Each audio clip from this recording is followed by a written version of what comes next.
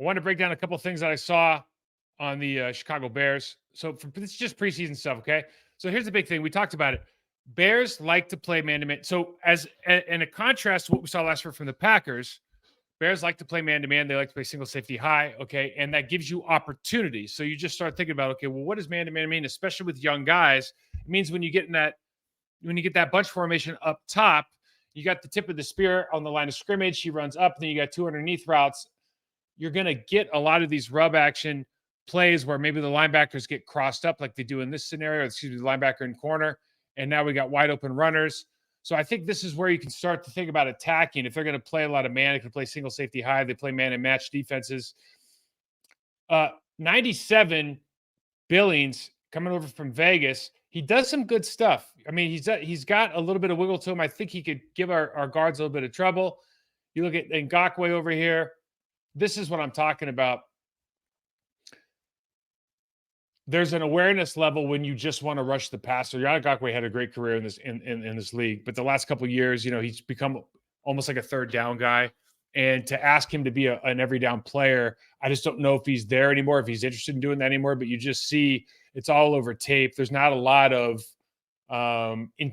there's a different level of like awareness and intensity when he's rushing the passer versus when he's not.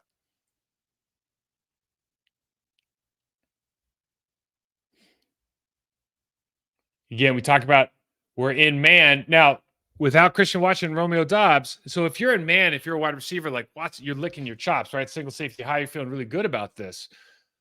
But he's playing with Stephon Diggs right here, and he can get open, right? Some guys can't. And this is the question: are we gonna find this with Doubs, with Reed, with Musgrave, with Tucker Kraft? Who's going to be healthy? Are we going to focus on the linebacker matchup with the running back, A.J. Dillon, or more preferably Aaron Jones out of the backfield? But you see, plays are there to be made, as they are in this case, but you have to win. So that the linebacker, the free linebacker doubles the inside slot. Middle slot gets open on the quick seam. Easy first down play. Okay, this is what I was talking about, and we just talked about with Joey. Stances are squared up. He's talking about Eberflus's defense, what their philosophy is, why they move around, because they don't have a very good defensive line.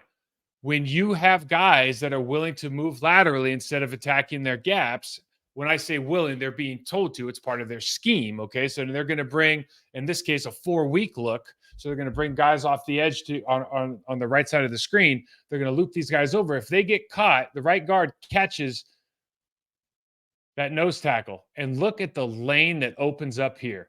I mean, you and I could get through this, right? This is a bus lane. Easy. Jack Sanborn makes the play. But this is just opportunities everywhere when you have these kind of plays. All right. This is the other thing.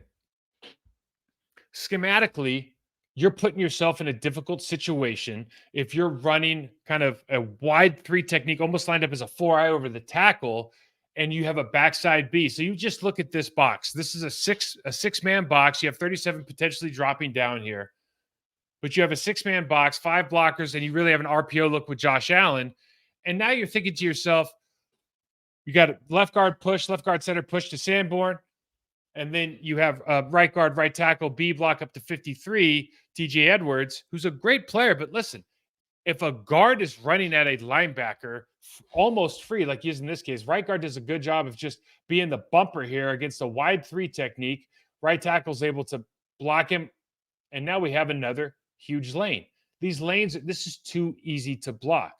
And if this is what they plan on doing, either by moving around or not committing enough guys to the box, they're going to have a real hard time stopping the Packers' offensive line and running backs to run. The question always becomes is Matt LaFleur comfortable running the ball 37 times if that's what it takes to win?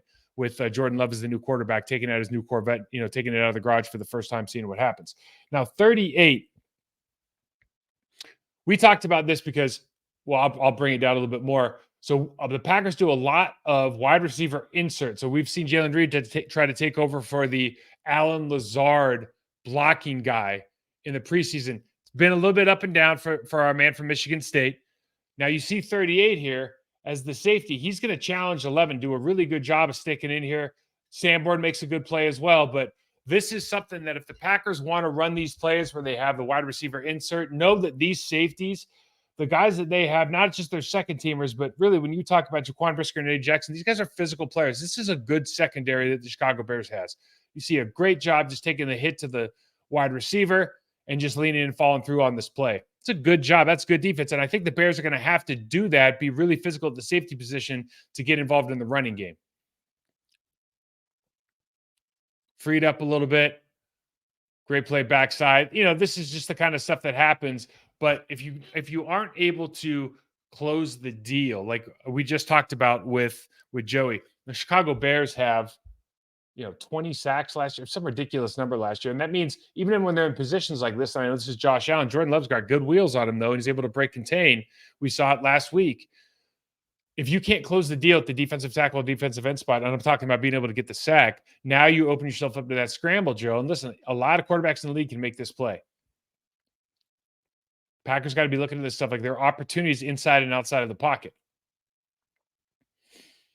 Now we look at, Andrew Billings did a good job. He's got a couple good bull rush moves. I think he goes inside and bulls the center here.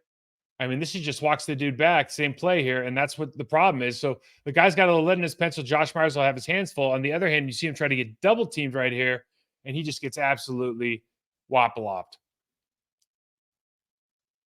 I mean, just absolutely turned sideways, going the wrong direction down there on the goal line.